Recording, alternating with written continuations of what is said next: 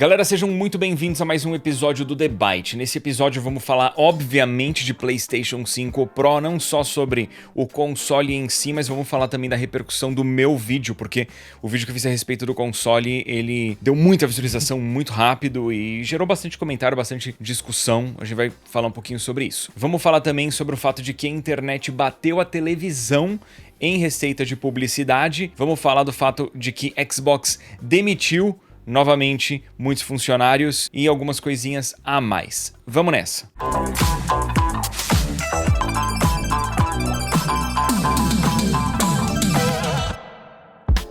Pois é, galera, como muita gente já estava imaginando o que ia acontecer por essas semanas, o PlayStation 5 Pro foi anunciado. Um console mais potente, mais robusto, supostamente, e bem mais caro, né?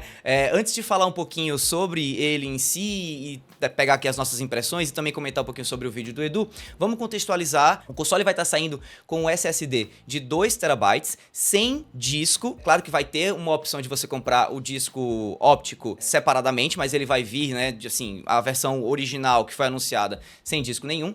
Ele vai ter até o dobro ou triplo da velocidade do PlayStation 5 atual, um processamento de gráficos, né, uma GPU melhorada com até 45% a mais de poder de renderização de jogos, Ray Tracing avançado, e uma das grandes novidades foi o que a PlayStation chamou de upscaling impulsionado por IA através de uma tecnologia apelidada de PlayStation Spectral Super Resolution, ou PSSR, que parece muito com o que a Nvidia faz com o DLSS e que a AMD faz com o FSR, né?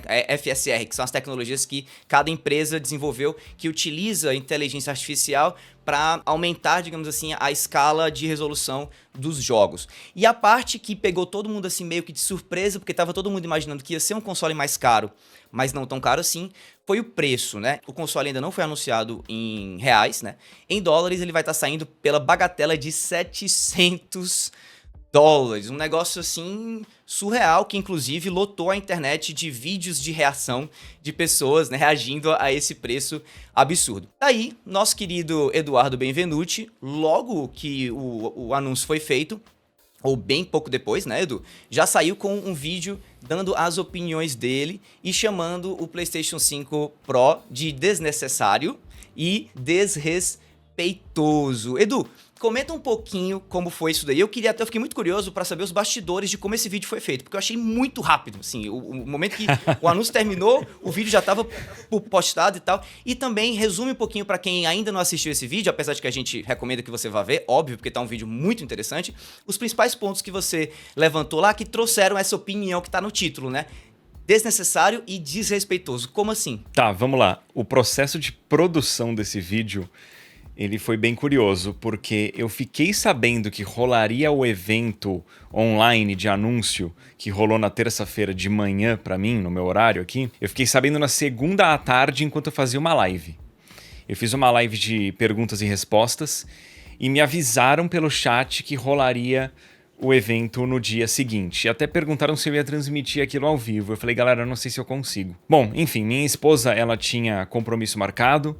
Falei, eu não vou fazer ela desmarcar o compromisso dela para uma apresentação de 9 minutos. Então, se for interessante, se o assunto fizer sentido, eu cubro no canal com um vídeo. Isso eu pensei na segunda-feira. Aí, beleza. Terça eu acordei, falei, mano, não é possível. Tipo, tá bem claro que vai ser o vídeo de anúncio do PlayStation 5 Pro. Eles tinham, acho que talvez não usado o termo PlayStation 5 Pro, mas tinham falado que ia ter um anúncio sobre o futuro da família de consoles, PlayStation, etc. Falei, cara, tem que ser o PlayStation 5 Pro. Então o que eu fiz? Esse foi um vídeo que eu gravei todo usando o teleprompter, ele foi completamente roteirizado. Antes do anúncio eu comecei a escrever o roteiro. O que ia acontecer? Eu previa que vinha um console, PlayStation 5 Pro, ou com um nome diferente, que ia ser mais potente do que o PlayStation 5 base, semelhante a como o PlayStation 4 foi em relação ao PlayStation 4 Pro. E aí eu escrevi boa parte do roteiro, deixando só em aberto o espaço das especificações. E obviamente que talvez eu tivesse que jogar esse roteiro que estava pré-escrito fora, porque o anúncio poderia ser diferente, poderia pegar todo mundo de surpresa, podia ser algo positivo, mas eu não imaginava que seria. Então eu comecei a escrever o roteiro. E, assistindo o anúncio, eu fui ajustando algumas coisas do roteiro para ficarem mais negativas, porque, por exemplo, o preço foi muito alto. mais do que qualquer um imaginava. Sim. Não ter leitor de discos também eu achei bizarro. Então eram coisas que eu precisava mencionar. Mas a questão de, assim, PlayStation está com poucos anúncios. PlayStation nessa geração, com o PlayStation 5, tem lançado muito remaster, muito remake, mas tem trazido pouca novidade. Isso tudo é fato. Então eram coisas que eu queria abordar no vídeo que eu pude adiantar antes mesmo do anúncio. E aí a parte de especificações eu deixei pro anúncio em si. Mas assim, no fim das contas foi um vídeo fácil de scriptar, de roteirizar. Eu nem assisti a live ao vivo direito, porque eu comecei ao vivo, mas eu ia pausando e fazendo anotações conforme o que eu assistia, né? Então, é uma live acho que de 9 minutos que eles fizeram, eu levei uns 20 para assistir, porque eu ia pausando, fazendo anotações, ajustando o roteiro para adaptar para o que de fato tinha sido anunciado. E enquanto eu escrevia o roteiro, eu vi que ia ficar difícil de eu editar por conta própria o vídeo, porque o meu filho pegou numa soneca. Minha esposa fora de casa, eu falei, eu não vou conseguir editar isso aqui. Aí eu ativei o Lucas, ele falou, cara, eu tô na rua, mas eu tô voltando para casa. Eu falei, voltando para casa, tá aqui o roteiro do vídeo que eu acabei de gravar, tô upando o vídeo, você consegue editar isso pra mim? E eu falei pra ele, por favor, abra mão de motions especiais, porque o Lucas costuma fazer motion de transição, normalmente é personalizado pra cada vídeo. Parte de sonorização pode fazer bem de boa, foque em velocidade, que isso aqui é importante a gente publicar o quanto antes. E assim ele fez, né? E deu tempo. Em paralelo, enquanto ele editava o vídeo, depois que a minha esposa chegou em casa, eu fiz a thumbnail. O Lucas editou e upou direto pro meu canal no YouTube o vídeo. E enquanto o vídeo upava, eu fiz thumbnail, upei a thumbnail, eu fiz o título, fiz a descrição, metadados e tal. Então, assim, o processo de produção foi esse. Eu consegui agilizar boa parte do vídeo porque a minha previsão estava correta, de que seria o anúncio do PlayStation 5 Pro e que isso vinha num timing muito ruim, porque PlayStation tá com pouco jogo sendo lançado, poucos anúncios de jogos que vão aparecer em breve. Eu não acho que era hora de anunciar um novo hardware. Ainda mais com um aspecto que eu abordei no vídeo, que, cara, o 4K é uma promessa que tá ficando velha já. É uma promessa lá do PlayStation 4 Pro, era uma promessa do PlayStation 5 base, e agora é promessa no PlayStation 5 Pro. Boa parte do apelo do PlayStation 5 era o 4K 60 FPS. Alguns fazem 120 FPS, eu acho que o PlayStation 5 Pro vai ter a capacidade dos 120 FPS, mesmo que seja por AI, mas ainda assim, a gente vê a promessa sendo feita há tempo demais para isso seguir sendo prometido e a gente não sabe se vai ser entregue, né? Exato. Então essa parte foi muito fácil de roteirizar. Mas a gente fez uma correria bacana que deu muita repercussão, porque o vídeo em um dia deu cerca de 700 mil views. Ele foi parar no número 2 do Em Alta de games, e no Em Alta geral ele foi parar depois também. O máximo que eu vi foi o número 4, eu não sei se ele chegou a subir além disso, mas foi um vídeo que deu uma boa repercussão, assim, até de discussão. As pessoas, no geral, concordaram com a minha mensagem, e eu acho que eu fui bem claro e eu fui respeitoso também com a situação. Eu não quis ser um odiador, até porque eu sou muito fã de PlayStation. Eu vi muito de repercussão do pessoal falando isso, assim, tipo, não se enganem pelo título, né? Esse aqui foi um dos vídeos mais respeitosos, inclusive, ao PlayStation 5 Pro. Olha só que opinião sincera e bem colocada, né? E bem embasada. Achei muito bacana isso daí. E eu queria perguntar pra ti, Vandé, tanto pra você puxar aí as suas impressões, não só sobre o vídeo, né? Porque você assistiu o vídeo também, óbvio, mas também dessa repercussão. Acredito que você tava trocando mensagem com o Edu, também impressionado do quão bem o vídeo foi, né? Em tanto pouco tempo, assim. Comenta um pouquinho aí as suas impressões. Sim, eu já falei aqui que felizmente o Edu sempre foi muito legal com essas coisas, ele dá acesso aos analytics do canal dele, a gente acompanha aqui no debate também, mas aprendi muito com isso desde o começo do meu trabalho com o Edu, de analisar essas coisas. Então esse é um vídeo que foi muito interessante de acompanhar. Ele falou, chegou em número 2 em alta em todo o YouTube, não só gaming no Brasil. E esse vídeo especificamente, até deve ter gente falando, por que vocês estão falando do vídeo e não do anúncio em si? Porque a gente fala de criação de conteúdo, é interessante o contexto, os bastidores, que nem o Edu contou. E eu achei que foram 3 coisas, cara. É o imediatismo, né? Não necessariamente ser o primeiro, não sei se saíram outros vídeos, até porque teve gente que fez live. A qualidade das informações e a edição do Lucas, que, beleza, é um cara que faz muito motion, muita coisa de transição e tal, mas ele dá um aspecto muito limpo pro vídeo, muito relaxante, assim, eu acho que, se não me engano, até eu lembro, o vídeo está com 6 minutos, alguma coisa assim, então um vídeo curto o suficiente, que tem todas as informações necessárias, um título que chama atenção, mas que nem você disse, é respeitoso, então é legal quando dá tudo certo, assim, e de fato, foi uma loucura, porque ele estava com 300 mil visualizações e poucas horas, né? Sobre o anúncio em si, eu acho que a gente já discutiu aqui algumas vezes também que eu não tô nessa geração nova e que eu já falei, inclusive, que estava esperando o PlayStation 5 Pro, porque eu tenho o PlayStation 4 Pro, aquele lá até do Homem-Aranha e tal, e eu gostei do console. Então eu falei, já que eu perdi o bonde inicial, deixa eu esperar. Mas você falou $700, na teoria isso dá o quê? Uns R$4.000, um pouco mais hoje em dia. Mas, obviamente, no Brasil, você sempre adiciona, parece que um zerinho a mais, né? Então, se é $700, não é que você faz a conversão. Você bota um zerinho a mais, o quê? Esse console, não sei se já tem esse anúncio, Davi. Não tem. Você quer arriscar o preço? Eu diria que é R$7.000 e 800 com mídia física, né? Que é um negócio, outro assunto em pauta sempre aqui. Parece que eles querem acabar com a mídia física de vez, assim, tipo, dificultando. Não entendo internamente, dentro da Sony, como que eles conseguem chegar e ter essa discussão e falar... Não, beleza, $700 num console. Ih, a pessoa vai reclamar. E não é o pacote completo, tá? Não é o pacote completo. Você não vai ter a experiência completa comprando um PlayStation 5 Pro por $700, o que é um absurdo. Então, a gente até vai falar da Microsoft Xbox aqui, que também demitiu pessoas. Eu já falei muito disso aqui, que eu queria ouvir boas notícias dentro da indústria de games e agora não sei necessariamente o que eu vou fazer, cara. A gente falou da estratégia da Microsoft em relação ao Xbox e hardware, que parece que está defasando.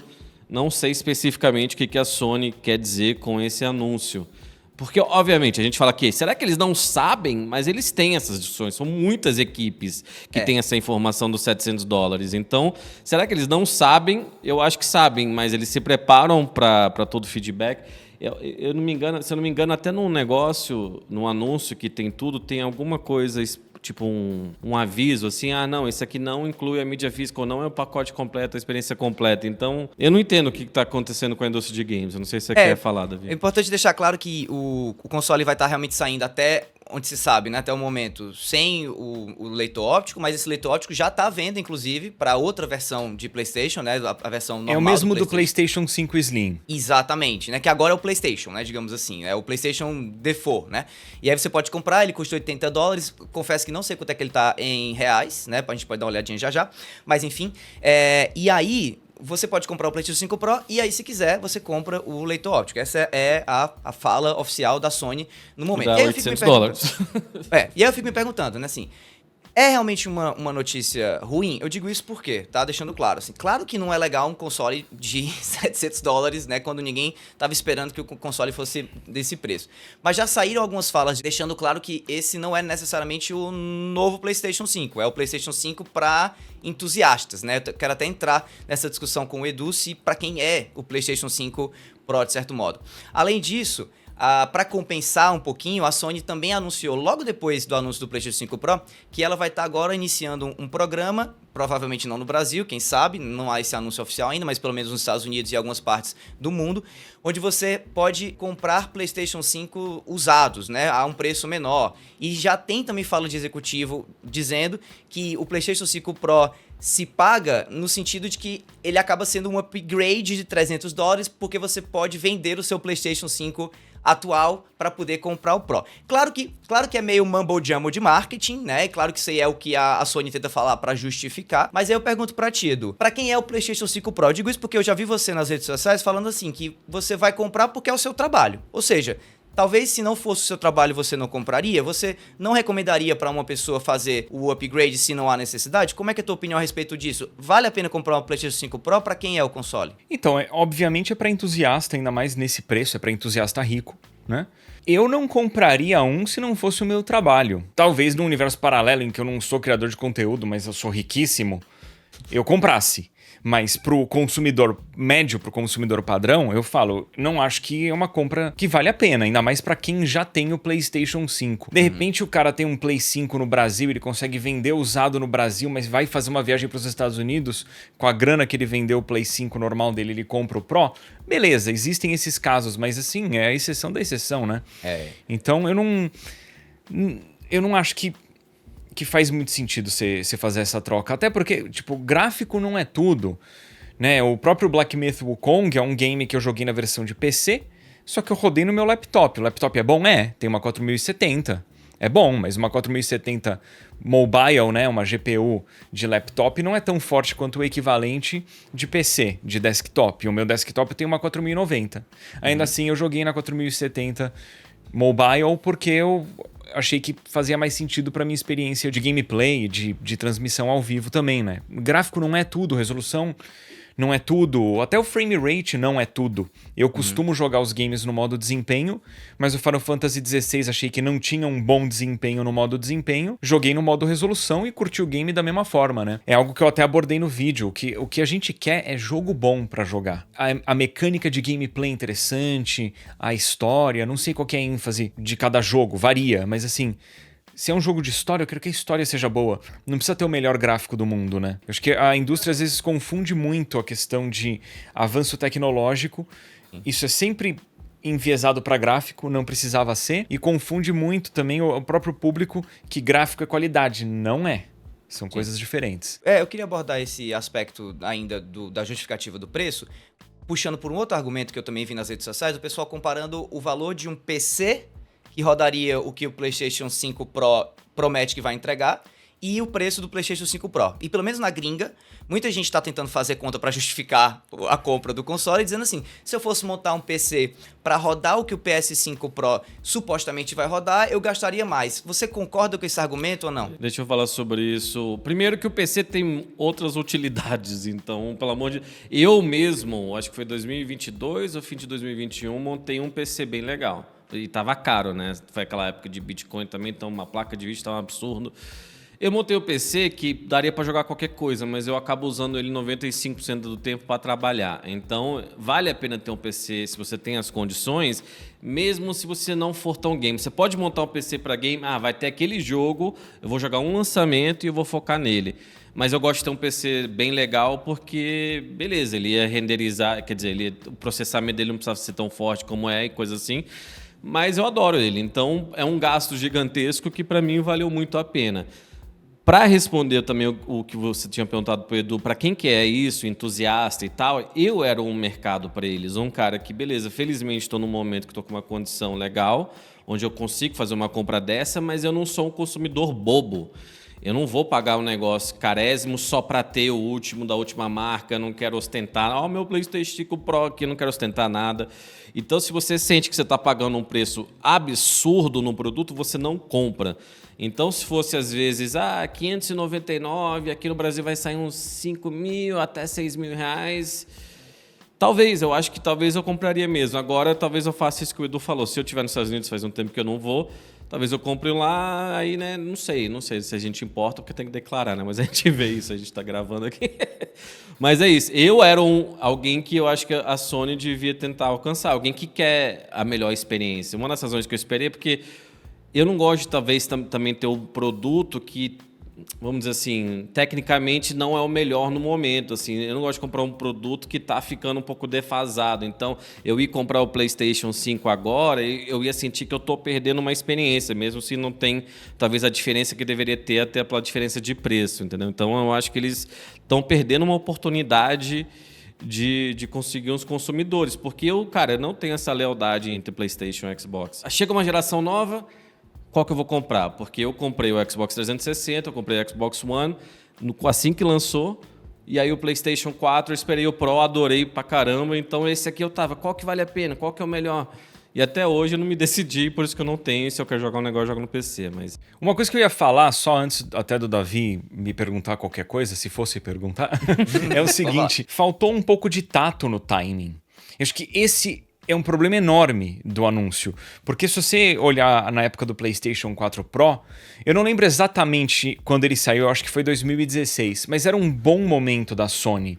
Era a época ali de Uncharted 4 e Uncharted Lost Legacy. Era um momento em que a gente tinha expectativa de talvez The Last of Us 2. Eu não lembro se tinha sido anunciado já. Mas assim, era uma época boa. PlayStation 4 teve um lançamento bacana. Agora, a gente tá num momento em que existe uma frustração que não é de hoje, é de alguns anos já, da falta de lançamentos, a geração dos remasters e remakes. Faltou tato ali. Mas uma coisa que eu queria mencionar, assim, obviamente por eu trabalhar com o console, mesmo que eu receba um antes, eu vou ter o meu comprado, pra ninguém falar que tá falando bem ou tá falando mal porque ganhou ou deixou de ganhar. Mas esse é um aspecto interessante, né? Eu vi alguns comentários e obviamente é de gente que não me acompanha. Ah, só tá falando mal porque não ganhou um ainda. Eu abro mão de ganhar milhões por ano com um cassino. Você acha que é um console de $700 que vai comprar minha integridade, né? Acho bizarro que a gente tem que conviver com esse tipo de comentário estúpido na internet. Então, Edu, a questão é que tem muita gente que é vendida. Então, tem gente que vai usar os outros, a gente até usou isso nessa discussão sobre tigrinho, pra falar que você é. A pessoa já não quer gostar de você ou já não gosta de você. Então ele vai usar essa desculpa, cara. Então, assim, mas não precisa mesmo. E no fim do dia, ética, a gente tem a nossa ética, a gente tem, né, a reputação, cara. Então, sim, tem Xbox, às vezes manda console, ele mandou pra muita gente quando saiu um Series S, que eu agencio e tal. E a pessoa agradece e é isso, não tem que fazer mais nada. Mas tem gente que faz uns acordos, né? Mas eu acho que Edu jamais faria isso. Então, é bom você comprar e deixar muito claro. E eu acho que, inclusive, falar sobre essas coisas, né? Então, não tem problema nenhum. Eu não pretendo solicitar o PlayStation, pelo menos de momento. Pode ser que eu mude de ideia, mas de momento eu não me vejo solicitando para PlayStation um PlayStation 5 Pro. Se eles oferecerem de me mandar em antecipado, eu obviamente aceito para fazer conteúdo, mas não é a parada que eu tô louco pra pegar antes. Não tem problema se eu precisar esperar lançar pra fazer o meu unboxing ou o meu vídeo de impressões. E eu até acho que vai ser um console que vai rodar legal os games. Eu acho que eu vou ter uma boa experiência com ele. Eu só não acho que ele é necessário, não é, e foi anunciado de uma forma desrespeitosa, na minha opinião, pelo fato dele prometer coisas que a gente já deveria ter visto no PlayStation 5 base. Galera, vamos pro Boletim Nuvem, e obviamente o Boletim Nuvem é patrocinado pela Nuvem, né? Faz sentido o nome, por isso. Parabéns. Mas enfim, ironicamente, eu vou divulgar que na Nuvem você pode fazer a sua pré-venda já do God of War Ragnarok. Ironicamente, porque acabamos de falar de PlayStation, uma baita de uma crítica. Mas assim, o God of War Ragnarok é um jogo excelente, vai sair pra PC. Se você tem interesse em jogar o game, a Nuvem tá oferecendo o game num bom preço, inclusive com desconto. Fica a dica aí, qualquer jogo que você pretende jogar, vale a pena dar uma olhadinha nos preços da Nuvem. Você pode parcelar os seus jogos sem juros e a Nuvem é extremamente confiável e revendedora oficial de chaves. Mas é isso, Davi. Vamos começar o nosso bom e velho jogo rápido aqui do Boletim Nuvem, que já tá virando tradição no debate, começando abordando aí o assunto de criação de conteúdo, mais especificamente o caso do Nicocado Avocado, ou Nico Avocado também, que é um youtuber americano que ficou famoso por aqueles vídeos que as pessoas comem muito, né, que veio até da Coreia essa tendência chamada mukbang. Por conta disso ele acabou engordando muito, né, e de uma hora para outra ele apareceu 113 quilos mais magro, né, na internet, e revelando aí uma grande farsa que ele mesmo bolou, e se colocando assim na alcunha de vilão e tal, para também passar uma mensagem que ele acha interessante sobre o quanto as pessoas hoje acreditam em qualquer coisa que elas veem na internet, não é isso, Vandep? Esse é um caso dentro dessa criação de conteúdo que mais deu repercussão nessa última semana. Cara, tem algumas coisas curiosas em relação a isso. Ele é um cara que tocava violino de uma forma clássica, treinado, e aí ele entrou nessa do YouTube e, né, compulsivamente comendo. Não sei se vocês já viram esses vídeos, não acho que a gente consegue colocar na imagem. É coisa de tipo, ele tem que comer 8 Big Macs e quilos de batata frita, e tem gente que consome isso. E, obviamente, ele foi engordando muito com o tempo. E, ironicamente, recentemente tinha muito vídeo sobre ele, porque os vídeos dele tinham sido dele chorando e dele, não aguento mais. Então, teve um vídeo do Sunny V2, que você já deve ter visto, ele tem um tipo de thumbnail clássico e tal, meio de fofoca, meio falando mal. E ele falando que, né, o Nico Avocado estava de final, que tinha acabado a carreira, que estava uma situação deprimente. E dias depois, teve a grande revelação dele. Sobre o vídeo em si, eu vi uma parte, cara, eu confesso, aqui é uma coisa pessoal, que me irritou tremendamente esse negócio dele. Ele gravou ele, né, com bastante sobrepeso e tal, falando que ele estava 2 passos na frente. Aí assim que ele falou isso, mostra ele magro falando, olha como sou vilão, olha como fiz com vocês. Nossa, eu fiquei imaginando ele 14 meses, imaginando esse momento, esperando gravar. Eu acho que até deve ter sido uma motivação para ele conseguir fazer tudo isso, a grande revelação. Acho que ele, um cara que tinha sido tão criticado, porque ele virou meio mimado mesmo, ele chorava em vídeo pra caramba, ele reclamava o tempo inteiro, ele ficou muito mal-humorado. Então, tipo, eu fiquei imaginando a motivação dele só por esse momento, mas eu achei brega, assim, eu achei interessante, eu achei legal que esses outros vídeos criticando ele pra caramba ficaram defasados muito rapidamente, né, com pessoas que vivem de fofocas e coisas assim. Mas eu achei bem cansativa essa parte de olha como sou vilão, eu quero ensinar uma lição para vocês. Não, você só queria ter o grande momento interessante, né, dentro da criação de conteúdo, alguém gravar equivalente a 14 meses de vídeo de uma forma, né, mas ele não foi gravando aos 14 meses, ele gravou bastante naquele peso e simplesmente parou, porque ele não foi emagrecendo aos poucos no vídeo. Então, não sei, mas não sei o que você achou disso, Edu, você acompanha essa história. Meu, eu nem acompanhei, o vídeo nem apareceu no meu feed por 2 motivos. Eu não tô assistindo tanto YouTube. Agora eu tô ligando a TV pra assistir Crunchyroll, tô assistindo Dragon Ball Z, tô no capítulo 42 agora, eu acho, que eu tô assistindo. E além disso, eu tenho quase certeza que o canal do Nicocado Avocado eu coloquei já há muito tempo pra não aparecer no meu recomendados, porque eu nunca tive uma empatia com o conteúdo dele, então eu não queria ter vídeo dele sendo recomendado pra mim. Como experimento social válido o que ele fez, ele tá no direito dele de fazer o que ele fez. As pessoas que se sentiram ofendidas ou enganadas estão no direito delas de se sentirem ofendidas ou enganadas. A questão é assim, no fim das contas é a motivação pessoal do cara. Ele queria ficar mais saudável, ele queria tirar uma grana, ele queria de fato fazer um experimento social.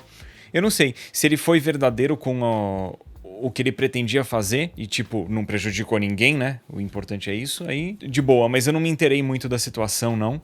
Eu só sei que eu vi que o vídeo dele tá chegando a 40 milhões de views. Ele deve ter tirado, com CPM gringo, cara, uns 150 mil dólares pelo menos, só com esse vídeo. Então, parabéns pra ele. Deve ter dado pra pagar o Ozempic, né? Que É o Ozempic. Mas, cara, eu basicamente achei o caso dele parecido do ponto de vista da bizarrice, não necessariamente o mesmo caso, né? Do que acontece ao longo do tempo na internet com uma outra figura dessas meio polêmicas, assim, e que vira e mexe tá nesses YouTube dramas da vida, que é o Boogie, né? O Boogie 2988. Sim. Me dá um pouco essa mesma impressão do caso do Nicocado Avocado, essa vibe, tipo assim, cara, pra que isso? Legal, você teve o seu momento, mas nossa, que preguiça de gente que, sabe, se motiva por isso na internet. Tipo, tem tanta gente criando conteúdo bacana no YouTube, tem tanta gente criando coisas legais pra frente. Por isso que eu até queria perguntar pra ti, Vandep, qual é a mensagem que fica nisso daí? Tipo, porque é um experimento social bacana? É, sem dúvida, é um experimento social interessante. É legal ver o quanto a criatividade de uma pessoa pode causar nela um estalo do tipo, eu vou enganar o meu público inteiro e pra isso eu vou desenvolver um plot, assim, nível Christopher Nolan quase, né, dentro do YouTube. Mas assim, qual é a mensagem que passa no fim do dia? O que é que fica quando você observa o caso do Nicocado Avocado pra outros criadores de conteúdo ou pra comunidade do YouTube como um todo, assim? Cara, primeiro que você falou do Bug, eu achei que foi um ótimo lembrete. O Bug é um cara que também tinha começado com uma persona muito divertida, muito engraçada. E sim, né, gordão daquele jeito americano, assim, bem grande e tal, mas ele parecia uma pessoa feliz, né? Inclusive tem um documentário, eu acho que deve ter uns 9, 10 meses, A Vida Triste, do Bug. E a primeira vez que alguém... Um cara que nunca tinha feito documentário falou com ele e começou a filmar ele. Nossa, as coisas que ele gasta. E tá com uma namorada que era fã, super nova, uns 25 anos a menos que ele, eu acho, 20 e poucos. E ele vai em entrevista de emprego, quer dizer, ele vai tentar arranjar emprego, porque ele tá tão sem dinheiro, um cara que já ganhou centenas de milhares de dólares no YouTube mesmo. Ele mostra quanto que ele já tinha ganho e que tava com $60 na conta bancária. Assim, primeiro que... Para você se manter no YouTube, para você ser um criador de conteúdo, você tem que não necessariamente se renovar, mas você tem que ser muito bom, você tem que ser talentoso e você tem que ser disciplinado com o seu trabalho. Às vezes você tem alguma questão no seu conteúdo que é temporal, né? Às vezes com gaming, às vezes é um jogo, né? O Edu falou aqui, começou no COD. Ele não se manteve no COD, mas tem exemplos de pessoas que sim. Então, você, para ficar tanto tempo no auge, você vai ter que ser muito bom no que faz, você vai ter que ser um ótimo profissional, você vai ter que ter carisma, talento, disciplina, absolutamente tudo. Existe um cara também chamado Jason Nash, não sei se vocês conhecem esse cara, que era do David Dobrik, né, um amigo dele, é um cara mais velho. O David Dobrik era um dos maiores youtubers também. Ele literalmente só faz live agora no TikTok pedindo dinheiro. E é isso, e não é nem que ele tá fazendo aqueles lives de NPC, que teve aquela onda que foi triste, assim. Cara, o cara simplesmente só pede dinheiro. O Bug tava nisso. Tem um cara que o Edu acho que conhece também, que também é parecido com o Bug, o Wings of Redemption. Você lembra do Wings of Redemption, do COD? Sim, é um porque cara que ele também... foi o pioneiro de COD, né? Isso, umas figuras decadentes, entendeu? E não é pelo sobrepeso, não é sobre nada, cara. O cara simplesmente acha que minha personalidade é uma dádiva e as pessoas sempre vão se interessar por mim. Uma tecla que até que eu fico insistindo aqui é a disputa pelo tempo, cara. As coisas mudaram.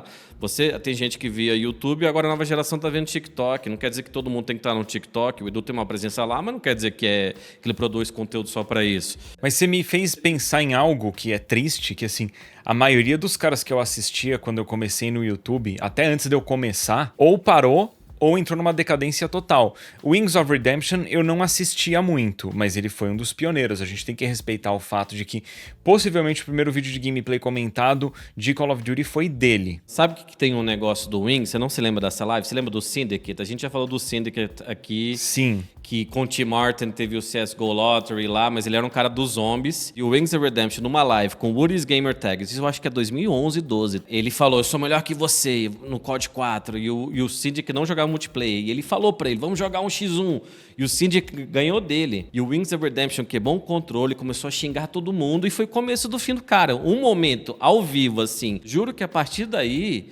ele foi visto como uma figura decadente, justamente. A percepção é a realidade, uma expressão em inglês que eu também já falei aqui. Então, se a galera vê, a gente vai fazer bullying com esse cara, ele é um idiota. Cara, nunca você perde essa persona do reclamão, do cara que, né, surtou dentro de uma live, coisa assim. Então é isso, cara. O Bug foi isso, o Nico Avocado tava nisso, então agora ele falar que era um grande show... talvez esses últimos 14 meses eram, mas antes não, cara. E assim, você via, é uma situação triste. Que é, às vezes, fazer tudo pela atenção, sabe? O Wings of Redemption entrou em decadência, né? O White Boy 7th Street sumiu do mapa. Não sei se ele faz vídeo ainda. Cara, ele apareceu na minha... Desculpa, Edu. O White Boy 7th Street, ele apareceu no meu feed por alguma razão... streamando a beta do COD, eu tava com 60 pessoas. Então, eu gostava na época do Mr. Fantasmo.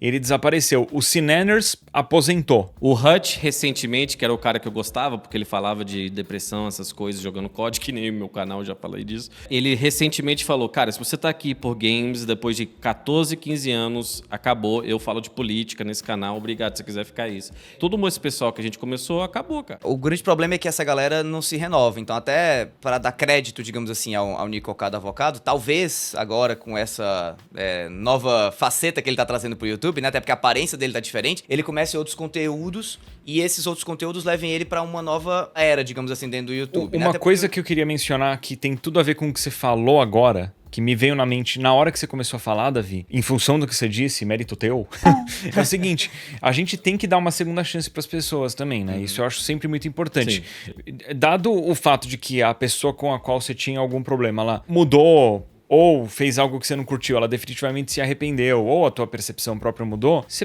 tem que dar uma chance a mais pras pessoas, né? Eu tenho notado no meu canal que tem retornado gente assistir o meu canal que não via há muito tempo. E tem gente que tem aparecido no meu canal por causa dos meus vídeos mais elaborados, falando assim, pô, Edu, nunca curti muito vídeo de gameplay. Porém, essas suas produções são do meu interesse. Aí eu penso comigo, cara, que bom que essa pessoa me deu uma segunda ou uma terceira chance. Mas que bom que você teve aberto, Edu. Que você começou esse negócio desses vídeos quando a gente estava começando a trabalhar junto. Era uma fase de transição, onde você fazia um começo de gameplay, estourava em milhões. E recentemente você fez até, né, com o Wukong. Então acontece. Mas tá aberto, deixar teu ego de lado, entender que, opa, ter que me adaptar aos tempos. E também uma maturidade profissional. A gente amadurece profissionalmente. O Edu é um ótimo exemplo disso. Sempre foi maduro, claro, sempre foi disciplinado.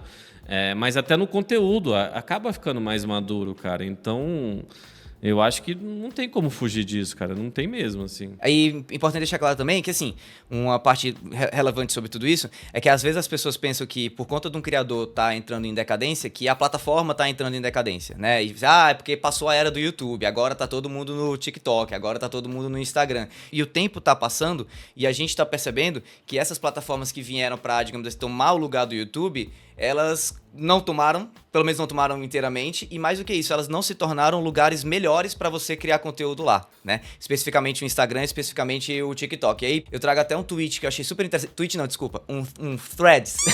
Porque agora, threadinho. Um fiozinho, uma um barbante. Threadada. Eu não sei como é, um post, tá? Ajuda a gente, Meta, pelo amor de Deus. Então, uma postagem do Luigi, né, que no Threads ele fala muito sobre criação de conteúdo, ele tem mais canal de reação no YouTube e tudo, onde ele fez uma reflexão super interessante sobre como o YouTube continua sendo o melhor lugar para se criar conteúdo, né? Ele até coloca lá, o YouTube é a melhor plataforma para qualquer creator trabalhar. Quer ver?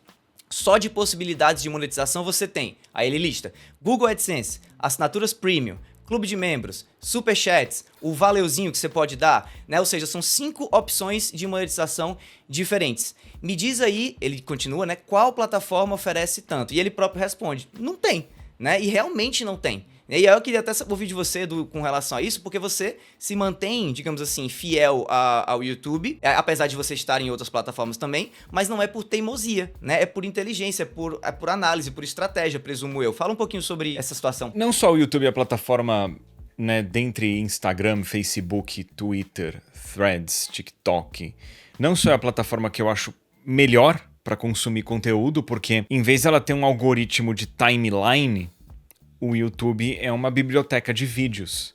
Então um vídeo de 6 meses ou 6 anos atrás pode ser recomendado para você. Ele não fica dependendo só de novos conteúdos, apesar de novos vídeos, obviamente, serem importantes. Isso para mim é relevante dentro do YouTube, e a biblioteca de vídeos que o YouTube tem, você não consegue migrar isso para uma outra plataforma.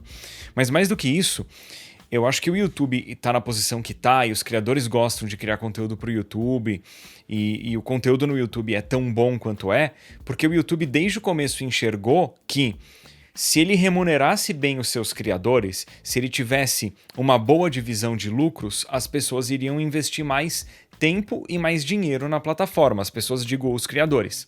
Então, assim, se o YouTube me remunera bem, eu tenho a possibilidade de, eu que tinha um emprego em período integral, trabalhar meio período ou abandonar o meu emprego e me dedicar totalmente para o YouTube. E com isso, a quantidade e a qualidade dos conteúdos que eu publico aumenta e o YouTube é alimentado com conteúdo. Ele enxergou isso. As outras plataformas ou não enxergaram isso, ou enxergaram e não souberam implementar um bom sistema. Por exemplo, eu publico muito conteúdo no Instagram de Reel. E é interessante, mas não me gera nada de renda. Só quando eu faço um Reel patrocinado. Mas se não for patrocinado, entram centavos para mim. Literalmente. Então, o YouTube sacou que a monetização boa traz criadores. Nessa comparação TikTok e YouTube, eu tenho visto dentro do mercado de marketing influência, publicitário e tal. E, assim, as marcas nesse período de o que é influência, né? E, assim, o TikTok, muitos disseram que algumas campanhas lá não deram certo, até porque eles consideram a fama do TikTok que se dissipa mais. O TikTok parece que tem muito criador de conteúdo, então às vezes eles explodem com alguns vídeos, mas isso não quer dizer que você está construindo pessoas que realmente estão te seguindo e que você vai ter uma influência muito grande por elas. O YouTube é um ecossistema muito mais orgânico, você cria uma relação, beleza, muitas vezes você vai ver vídeo de um criador de conteúdo, você nem se inscreveu no canal e ele só vai aparecendo na tua recomendação com o tempo. Mas um cara que nem Edu, tem gente que acompanha ele há 10, 13 anos, então você vai confiando muito mais. O YouTube, você realmente confia nessas recomendações, né? Eu acho que é uma plataforma muito boa. E o TikTok, realmente, você vai lá, vai passando, e você está meio que fritando o cérebro. Eu acho que o YouTube também, no geral, você precisa de uma concentração maior, tanto que tem muita gente assistindo na TV. Vou botar na TV, vou deixar meu celular de lado e vou ver um vídeo de 1 hora sobre um speedrun de Mario Kart de 1998. Eu faço isso e eu gosto, é momento de relaxamento, né? Shout out, Summoning Salt. Enfim, então eu acho que é isso. Eu acho que por ser uma plataforma mais sólida, ela não vai perder tanto espaço pro TikTok e pro Reels. Eu acho que a galera tá cansada de fritar o cérebro. Inclusive, eu acho que quando eventualmente voltar ao X, eu acho que é uma boa discussão. Talvez você no chat que usava muito, assim, tem sido interessante fazer um detox dessa plataforma. Não é que necessariamente, mesmo se você não usava muito, estava muito negativo. E eu acho que o YouTube, teu algoritmo pode te mostrar coisas negativas. Mas, no geral, ele vai ser no que você está interessado. Às vezes até me irrita. Se eu vejo um vídeo de música ou aqueles negócios que fica 2 horas tocando umas músicas diferentes, aí o algoritmo vira tudo aquilo por um tempo. Mas aí você consegue controlar, remover do histórico e tal, mas YouTube é só beleza. Eu fico me perguntando se é o YouTube o carro-chefe também do que a gente vê hoje nesse aumento do investimento publicitário dentro da internet. Isso porque saiu uma matéria recentemente que falou sobre isso, né? Nesse segundo semestre, pelo menos aqui no Brasil, a TV aberta, pela primeira vez, perdeu em termos de investimento publicitário para a internet. 40% de todo o dinheiro investido em propaganda foi para a internet e a TV aberta ficou com só 37% dessa fatia, o que ainda é uma fatia muito relevante, né? E até pouco tempo atrás a TV estava na frente da internet, né? Ou seja, foi uma mudança recente que talvez retorne, mas isso passa um sinal muito interessante para o mercado publicitário e também para os criadores de conteúdo. Você concordaria comigo, Vandep? Qual é a mensagem que fica, ou pelo menos o que é que você imaginou na hora que você viu essa notícia? Você falou, pronto, é agora? Ou é algo que você pensa que vai voltar à normalidade e a TV aberta volta a ter destaque no mercado publicitário em detrimento da internet? É que assim, investimento na internet pode ser em criador de conteúdo, ou pode ser simplesmente em sites, todo YouTube, coisa assim, engloba muita coisa, né? Eu acho que, beleza, teve uma queda da TV aberta, as pessoas têm menos TV a cabo hoje em dia, né? A gente até falou da reportagem do Fantástico, que ficou bem feita sobre o Tigrinho, mas muitas dessas TV abertas, eles estão lá criticando uma plataforma de bet e a propaganda, assim que acaba a reportagem, é de bet. Né? Então, só que essas TVs, elas têm um problema que precisam de uma estrutura muito grande para pagar as contas. Um criador de conteúdo, e por isso que eu acho que até me surpreende quando algumas marcas falam, não deu certo porque eu investi no criador de conteúdo. Mas você investiu no certo? Você está disposto a trabalhar com aquele criador de conteúdo? Não adianta mais um post no feed de 3 stories, né, que era o clássico do marketing de influência. Tipo, você está disposto a ouvir e moldar dentro de cada um? Cara, eu recebo uns orçamentos que assim, a gente quer 3 TikToks. Eu falei, mas você mandou para um criador de conteúdo que sequer tem TikTok. Você está se dando o trabalho de conhecer o que a gente está fazendo? Você leu aquele e-mail que eu mandei, assim, não de uma forma impaciente. Teve uma empresa grande aí que seria ótimo fechar. Que eu fiz uma proposta gigantesca, demorou umas 2 horas, com todo mundo que eu agencio. Olha, pro Edu faz sentido 2 integrações por mês no YouTube nesse valor, e olha esse Reel aqui, talvez desse jeito a gente consegue fazer, e ele usa, Isso foi dia 13 de julho. Uma semana depois, vocês deram uma olhada? Não, a gente vai olhar aqui. Vocês deram outra olhada? Não, né? Aí deu um mês, o cara falou, Bruno, você consegue preencher essa planilha aqui com o nome das pessoas que você agencia? Mas eu já mandei uma proposta. Não, Bruno. Eu falei, então, cara, obrigado. Porque eu já fiz e vocês falaram que estavam analisando. Agora vocês, depois de 45 dias e 5 horas do meu trabalho, estão admitindo que vocês nem leram. Não é que vocês não querem fechar, vocês não precisam fechar. Vocês podem deixar o valor, mas vocês nem leram, cara. Então, beleza, eu estou tomando uma decisão para o meu bem-estar e também porque senão vai trabalhar com essa empresa, como que vai ser para o Edu? O Edu às vezes fica estressado quando a gente faz umas campanhas publicitárias porque o que foi combinado não é feito. Então, conta aí, Edu, o que você quer contar. Não, é porque assim, às vezes a gente combina as coisas com as agências, eu entrego o que foi combinado, os caras falam que queria coisa diferente, não estava no briefing, não foi o que a gente acertou que ia fazer. É um negócio que é enlouquecedor, assim. Mas um ponto importante também, Vandep, é assim, as empresas, as agências têm que estar dispostas a trabalhar com o criador de conteúdo de uma maneira que o criador de conteúdo trabalhe bem. O que eu quero dizer com isso? Tem a empresa, a agência tradicional, que ela quer simplesmente replicar o que ela fez numa mídia tradicional dentro da internet. Isso não vai funcionar. Tipo, no meu canal não adianta nada eu inserir um informe publicitário. Tipo, Pra que eu faria isso? Eu tenho que eu mesmo gravar um trecho interessante de publi. Por isso que a gente valoriza tanto as empresas recorrentes. Se algo tá recorrente no canal é porque a empresa trabalha bem. Vídeo, nuvem e EBAC, né? É fácil de trabalhar com eles e é fácil por quê? Porque eles entendem a gente entende eles e a gente se ajuda, né? Quando fica tudo muito unilateral, seja o criador de conteúdo sendo muito impositivo ou a agência querendo impor o que ela enxerga, mesmo que seja uma visão limitada, aí não dá certo. Isso é algo que aconteceu, Edu. Teve uma fase nesse mercado publicitário que, de fato, foi feito muito investimento e uma má vontade tremenda do streamer, do youtuber, do criador de conteúdo, do tiktoker, quase como se, tá bom, vou fazer esse negócio aqui. Cara, você está ganhando uma grande porcentagem desse valor, faz um esforcinho, porque se você se esforçar agora, existe uma grande chance deles voltarem a trabalhar com a gente.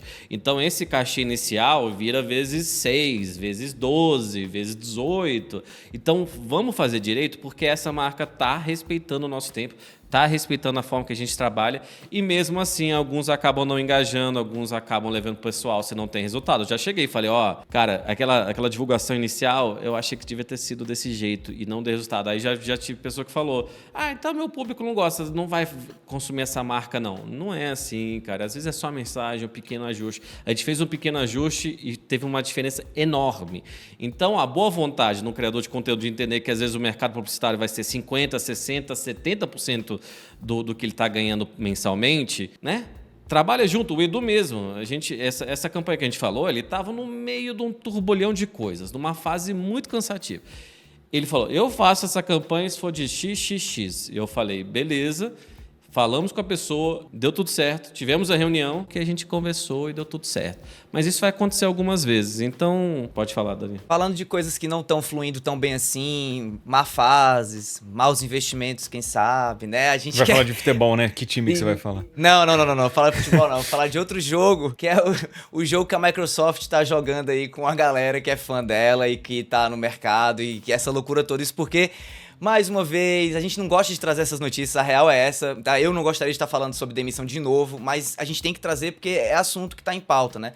E a Microsoft anunciou recentemente, na data de gravação aqui desse episódio, especificamente, ironicamente, a demissão de 650 funcionários dos setores administrativos da Activision Blizzard e também setores de suporte dessa mesma empresa. Lembrando que a Microsoft comprou, né, a Activision Blizzard recentemente por 70 bilhões de dólares, mais ou menos. O Phil Spencer comunicou, inclusive, por e-mail sobre essas demissões. Rumores de que ele mandou memorandos às 3 da manhã. Tá? Então teve funcionário que supostamente acordou com essa notícia de que foi demitido, mas também ele garantiu que essas demissões elas não iam impactar o desenvolvimento de nenhum jogo e que nenhum estúdio ia estar sendo fechado nessa rodada de cortes. Ele gostou de deixar claro nessa rodada de cortes, tá? Nas futuras não tem garantia.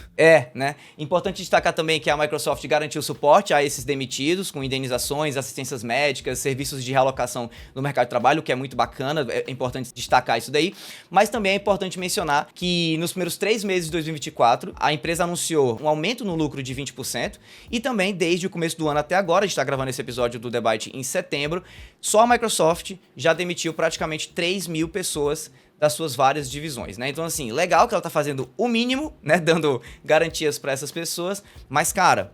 Eu não sei como é que vai ser, eu não sei como é que vai terminar o ano com a imagem de Microsoft e de Xbox, porque, beleza, PlayStation também tá passando por momentos muito negativos agora com a história do PlayStation 5 Pro, o preço e tal. Mas, cara, eu tô cansado de ter que ficar falando de notícias negativas que a própria Microsoft traz, assim, não é gente falando mal da Microsoft, é a própria Microsoft dando tiro no pé. Você tem essa percepção também, Edu? A gente tá simplesmente noticiando, né? Eles, de novo, demitiram. Dessa vez, não fecharam estúdios. Assim, do ponto de vista de negócios, provavelmente eles devem ter redundâncias lá dentro, porque comprou a Activision Blizzard, de fato, provavelmente tem coisa administrativa que dá para centralizar em alguém Xbox, em alguém Microsoft. A parte de teste, o cara que testava, sei lá, Diablo e Overwatch, ele consegue alguém dentro de Xbox tá testando Indiana Jones, depois testa a atualização de Diablo. Eu entendo isso, mas é muito chato, mais uma vez, esse tipo de situação. Vandep, como uma pessoa que foi demitida, né, teve que sair de uma empresa da Microsoft, fala um pouquinho, eu fiquei muito curioso sobre a tua perspectiva sobre isso, porque eu imagino que é na tua cabeça assim, ok, o filme de novo, né, assim, acontecendo, repetido, basicamente, né? Sim, fui demitido da Microsoft. Obrigado, ainda bem que a gente foi CLT, as leis trabalhistas brasileiras maravilhosas, então foi remunerado de uma forma legal. Mas, assim, semanas antes, tivemos uma call com o nosso queridíssimo Phil Spencer. Não, Olha aí. o projeto é longo prazo. Não, acalmem-se.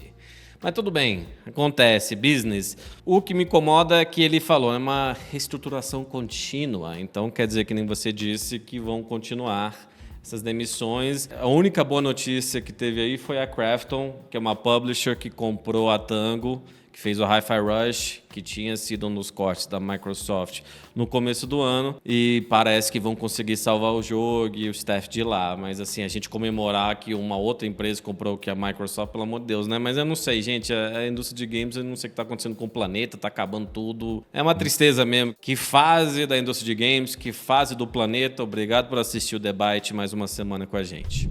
Para não encerrar o episódio em climão de velório, tô aqui só para agradecer os que acompanharam. Muito obrigado pela atenção de vocês. Tragam aí através dos comentários as opiniões de vocês, o que vocês acham que a gente falou que foi bacana, do que vocês discordam. E é isso, inscrevam-se, quem não for inscrito, né? Seja bem-vindo, bem-vinda e tamo junto aí. Valeu, galera.